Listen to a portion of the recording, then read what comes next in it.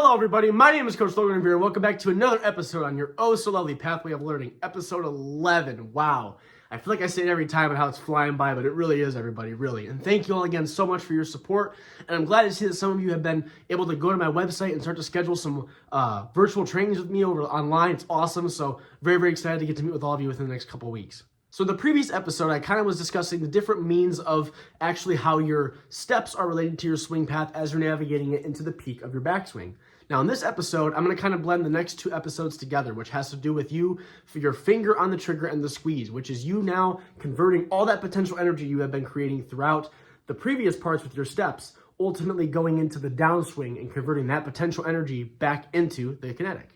So one thing that we have to think about is how we're going to actually stop our momentum. With our body going forward and all of our weight going forward, we have to have some means of stopping, right? So there are two ways in which bowlers can find themselves stopping, one of which is to slide and the other one of which is to plant.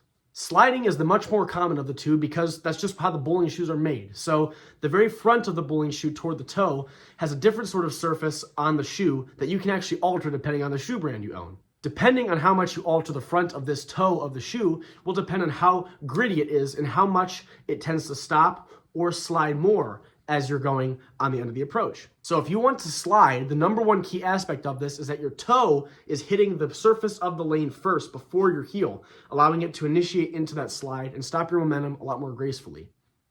Versus if you're a planter, that means your heel is going down first and then your toe is, meaning the part that's just like a normal sneaker of the shoe is hitting the ground first, making you, instead of easing into a stop, is now a subtle stop. Each of these are going to come with advantages and disadvantages, and more commonly you find that people slide because it's a much easier means of you stopping your momentum, right? If we can ease into something, that means it'll be a lot more easy for us to stay balanced and it'll help out a lot more in the later portions. However, if you plant your feet, that usually tends to happen more with the people that need to find ways to generate more power. A lot of like younger youth two-handers do it because they have so much rotation that they have to balance it out with some speed. When you stop all your momentum like that, that means your upper body is still going way faster than your feet, meaning you're getting a lot more leverage. So they come with push and pull, but more common than not, most bowlers will find it much more useful to learn to slide their foot as opposed to planting their foot. So if you are a control dominant or a speed dominant, definitely focus on planting your foot, or on sliding your foot, my apologies. So if we know we have to convert all this potential energy as we've navigated our ball to the peak of our backswing into kinetic, a big common issue, and this is by far one of the most common issues that I see with bowlers, is they focus too much at times on muscling it. Everyone likes to focus on using their arm to swing harder and swing faster and everything to get more speed or make sure they get enough speed to compensate for the amount of revolutions and the axis rotation that they're creating on the lane. But we don't want to do that. As I discussed before, we want to use our energy in the parts that matter. And obviously creating enough speed and converting that potential into the kinetic is very useful, but anytime you're squeezing hard with your hand or squeezing hard with your arm and there's all that tension, that means there's a lot more areas for your muscles to fatigue easier and wear out and make much more big and costly mistakes down the line. If you're someone that's bowling and you tend to miss the ball to the opposite side of the side you bowl with, so if you're right-handed, if you tend to miss your target to the left by a lot, or if you're left-handed, you tend to miss your target to the right by a lot, that's probably because your muscles are so strained and they don't have the energy to get out in front of you, so you're crossing over your body. So if you have that problem, that is an immediate telltale sign that you are tending to muscle it way too much in your arm.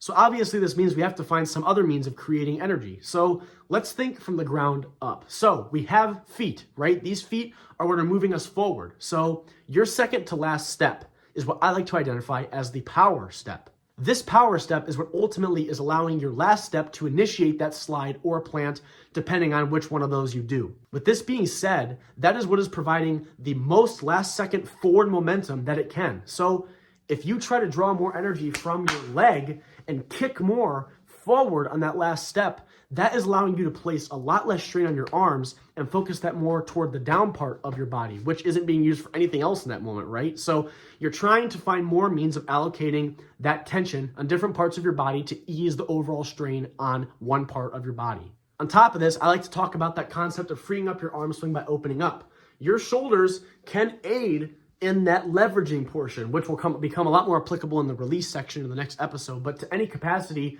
just think, if I can allows some sort of additional power to be drawn from any other portion of my body than my arm, it will almost always, if not always, be beneficial to you. Now, there is a balance from this, right? We don't want to like open up all the way and swing and do all that, because the more, I always say, the more movements that you're incorporating, the more things there are that can go wrong, right? In a perfect world, if I could just do this and release the bowling ball with enough everything to still strike, that will have a less chance of something going wrong, right? A machine with 2 cogs only has 2 things that can break. With a machine that has timers and catches and different systems, that has a lot more opportunities to go wrong because there's more things that can go wrong.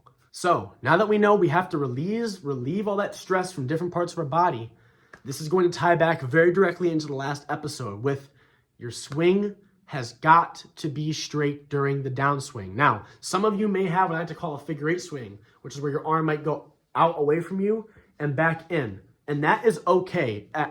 In the previous episode, I stressed having a straight swing because in a perfect world, optimally, if my swing could always be straight the whole time, there's no chance of me missing my target. But if your arm tends to go behind your body, out from your body, move some goofy way, at the very, very minimum, if you want to hit your target in a much more accurate and much more commonly, whichever portion is consistent of when your arm is swinging down, that has got to be straight. It is never going to be optimal for that not to be straight. If you see a bowler that has some sort of weird push away and weird backswing, you'll notice every single time that as they are going forward, their arm is ending up in a strong, straight finishing position, right? And let's think about this. If my arm at any point is going a different direction, that means some other part of my body, if it wants to hit the target, if this is my target and my arm is not swinging at that target, something else in my body has to compensate for that. And that's not what we want, right? If we can just have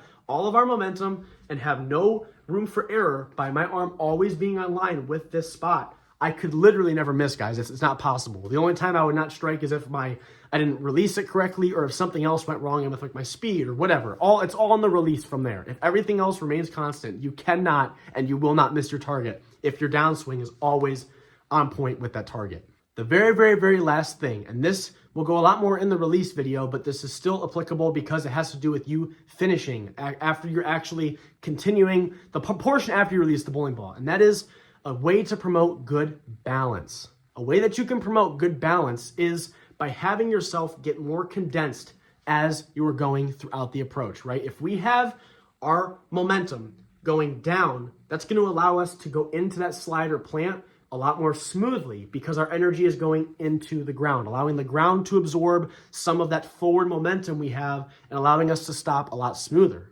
Now, if you're someone that tends to throw the ball and come up off the ground, I bet you'll find it a lot more often that you're going to lose balance a million times more because your energy, your slide is trying to go into the ground, but your body is going up. So that's going to make some of you might have a hop. I used to have a hop and I hated it, but I figured out why. You almost think of like an airplane landing.